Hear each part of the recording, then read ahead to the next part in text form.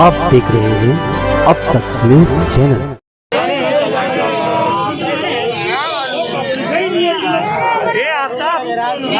एक वाले के फुटबॉल निकाले घिरवा भरवा में यार क्या मतलब आ रहा है। अरे नवीन बोल बे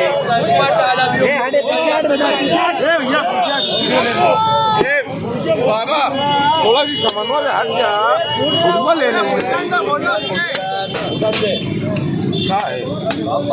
थोड़ा दूर हो जाओ। उड़िए बड़ुरिया ढक्कन खोले के रहा बड़ुरियन फुटबॉल ठीक है भैया सलाम।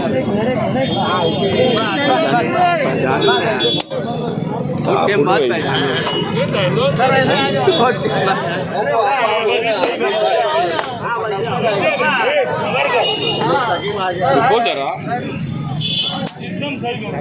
ओ भैया तुम इधर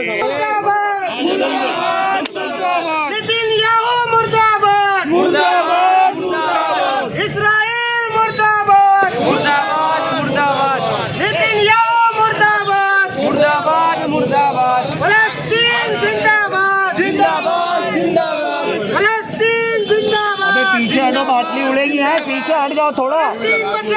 इधर दे जिंदाबाद जिंदाबाद फलस्तीन बचाओ कमेटी जिंदाबाद जिंदाबाद जिंदाबाद इस्राइल मुर्दाबाद मुर्दाबाद मुर्दाबाद इस्राइली प्रोडक्ट का बाइकआउट करो बाइकआउट करो बाइकआउट करो इस्राइली प्रोडक्ट का बाइकआउट करो बाइकआउट करो बाइकआउट करो इस्राइल मुर्दाबाद मुर्दाबाद मुर्दाबाद मुर्दाबाद मुर्दाबाद।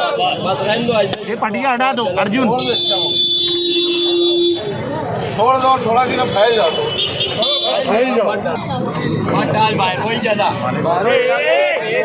बिहार सेनेट की ऑफिस के बाहर जो किदवाई रोड का वो इलाका जहाँ पर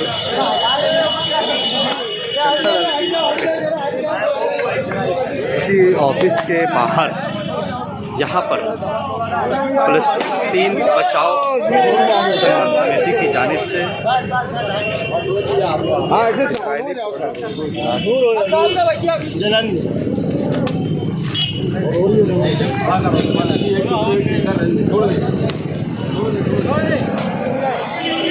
इसराइल की यहाँ पर अरे बाकी जो पर्दा निकाल के डालो वो मत डालो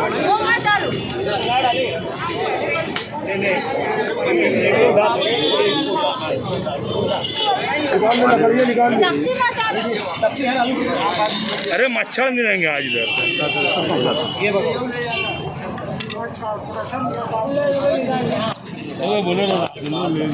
Sajida madam, Mustakim dignity, Rizwan sir, Abdul बाकी राशन वाले और ऐसे पार्टी के कई कार्यकर्ता मौजूद रहे।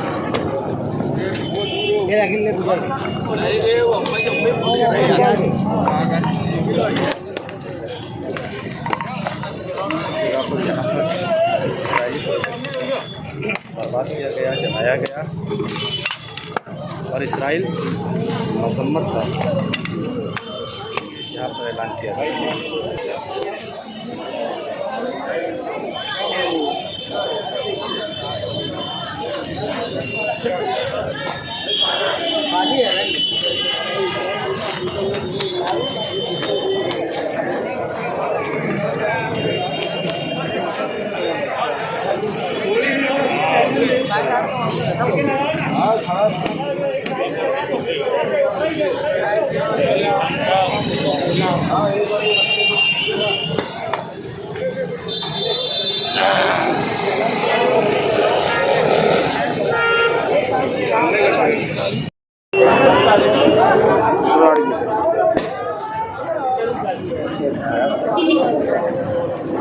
मैडम, आज यहाँ पर जो धरना मतलब जो मुखालफत की गई है इसराइल की और उसके प्रोजेक्ट को जलाया गया है, ये पहले भी निहाल साहब अक्सर मतलब करते आए हैं और आज भी उसी को मतलब यहाँ किया जा रहा है। क्या कहना चाहेंगे? इसराइली प्रोडक्ट की मुखालफत ये बहुत पहले से फ़लस्तीन बचाओ कमेटी करते आई है।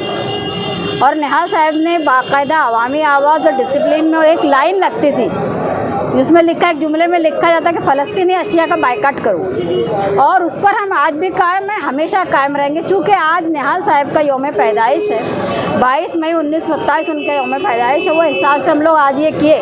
और जब जब जुल्म सितम होगा, किसी का भी जुल्म सितम होगा, किसी तरीके से भी किसी पर भी होगा, तो जनता दल सेकुलर हमेशा जुल्म सितम के ख़िलाफ़ आवाज़ बुलंद करती रही है, करती रहेगी और आज भी कर रही है। आज 22 मई निहाल साहब का यौम पैदाइश है और निहाल साहब हमेशा जुल्म सितम, बदउनवानी, करप्शन के ख़िलाफ़ बोलते थे। फ़लस्तीन बचाओ कमेटी भी इस शहर में निहाल साहब की दूरअंदेशी की निशानी है कि जब बहुत पहले जब फ़लस्तीन के ताल्लुक़ से लोगों को इल्म नहीं था, उस वक्त भी निहाल साहब ने फ़लस्तीन बचाओ कमेटी बनाकर मज़लूम फ़लस्तीनियों के साथ हर वक्त खड़े रहे। यहाँ तक कि 2014 में हिंदुस्तान में हमारा शहर पहला शहर था जिसने फ़लस्तीन में माली मदद भेजी और एक बड़ी रकम भेजकर वहाँ पर UNRWA के थ्रू उनकी मदद की गई। आज इसराइल ने जो 11 दिन बमबारी की है फ़लस्तीन पर और 250 के करीब लोग मरे हैं, जिसमें बोलते हैं कि 100 बच्चे और औरतें हैं।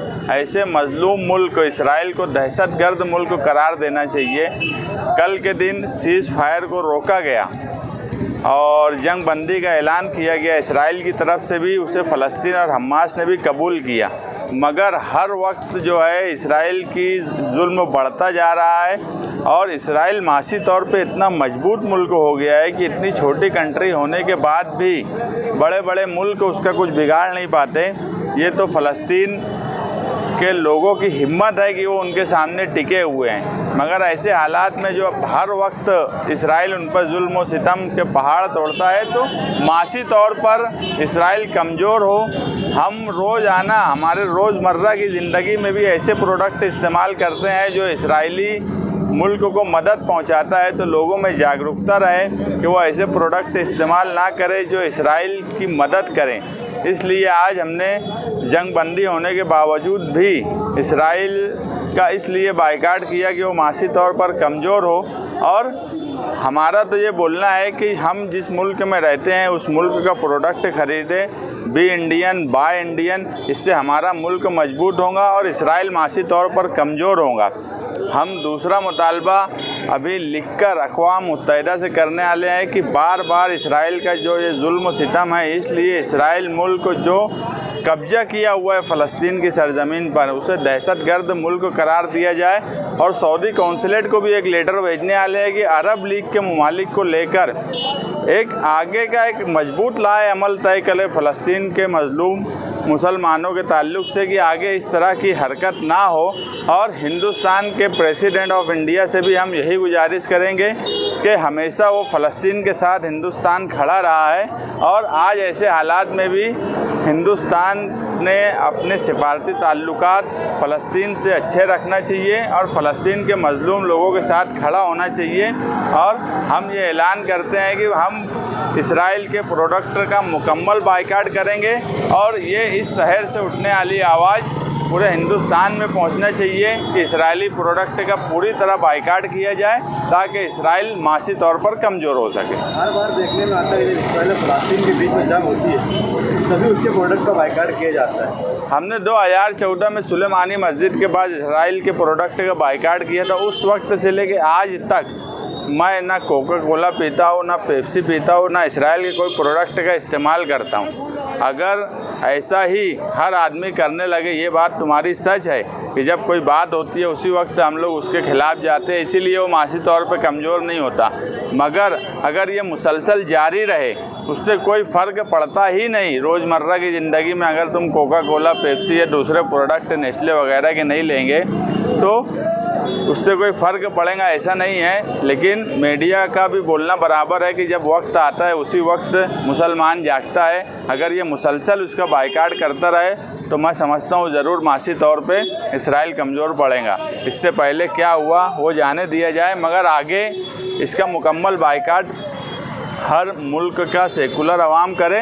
और जो मैं तो इससे पहले ही बोला कि जिस मुल्क में हम रह रहे हैं उसे माशी तौर पे मजबूत बनाना चाहिए। दूसरे मुल्क के सारे प्रोडक्ट का ख़रीदने की गुजारिश ऐसी है कि ना करें, और इसराइल का तो ख़ास तौर पर बाइकाट ही होना चाहिए प्रोडक्ट का।